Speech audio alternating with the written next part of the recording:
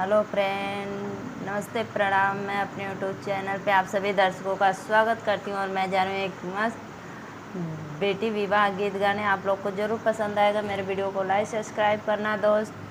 जय माता जी। 16 बरसवा के हमारी उमरिया, 16 बरसवा का हमारी उमरिया, अरे बरवा मिलेला 70 साल रे ललनमा, अरे बर मिलेला 70 साल रे ललनमा।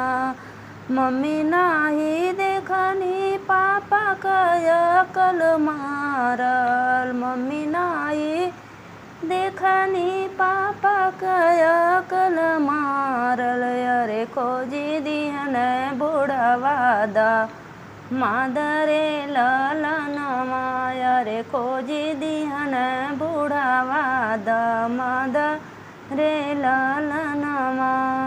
16 बरसवा का हमारी उमरिया, 16 बरसवा का हमारी उमरिया, अरे बर मिलल 70 साल रे ललनमा, अरे बर मिलल 70 साल रे ललनमा।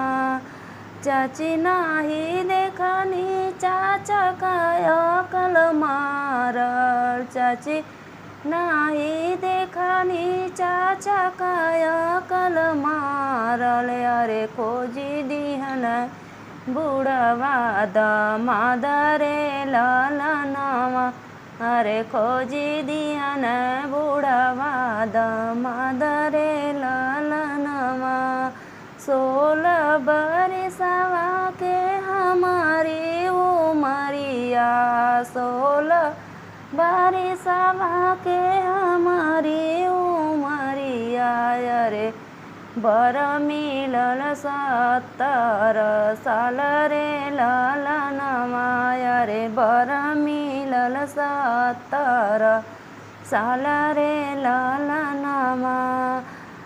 भाभी नाही देखनी भैया कल मारल, भाभी नाही देखनी भैया कल मारल, अरे खोजी दियन बुढ़वा बहनो अरे ललनवा, अरे खोजी दियन बुढ़वा बहनो अरे ललनवा।